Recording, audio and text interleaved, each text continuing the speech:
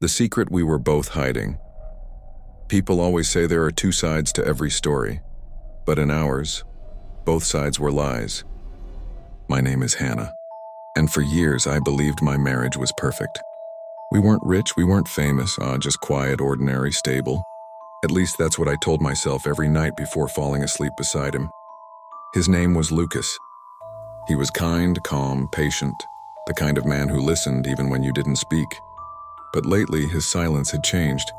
It wasn't calm anymore, it was heavy, the kind of silence that hides something.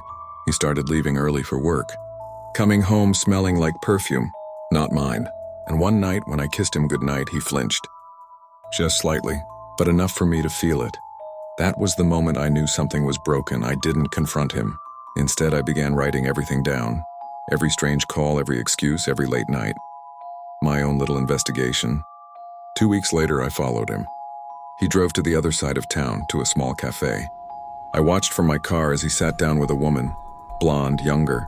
She smiled at him the way I used to. He touched her hand. I felt my stomach twist. I took a photo. Proof.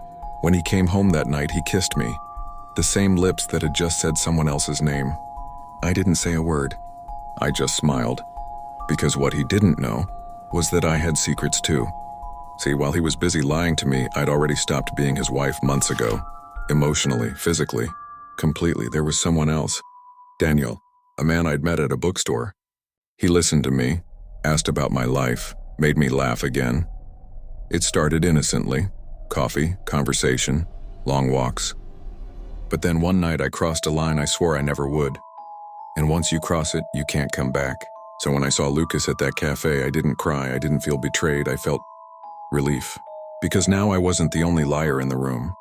The next day, I printed the photo I took, him with the other woman. I slid it into an envelope and left it on his desk with a note. I know. That night he came home early. Pale, shaking. He didn't say a word, he just handed me an envelope. Inside were photos of me and Daniel. My breath caught. He said quietly, "I guess we both know now." I couldn't speak. We sat there in silence, two strangers sharing the ruins of a life we both destroyed. Finally, he asked, "So, what do we do?" I whispered, "We stop pretending." He nodded slowly. "She meant nothing," he said. I looked down. Neither did he. And for the first time in months, our words were honest. We slept in separate rooms that night. The next morning, I woke up to an empty bed and a letter on the pillow. Maybe the only thing we ever shared truthfully was guilt. He was gone. No goodbye, no argument, just gone. Weeks later, I found out his lover had ended things too. Maybe he thought leaving would fix what we'd broken. But it didn't. Because even now, when I close my eyes, I see him sitting in that cafe, smiling at someone the same way I once smiled at Daniel. We both wanted love. We just looked for it in each other's shadows. And in the end, we didn't lose each other to betrayal. We lost each other to the truth.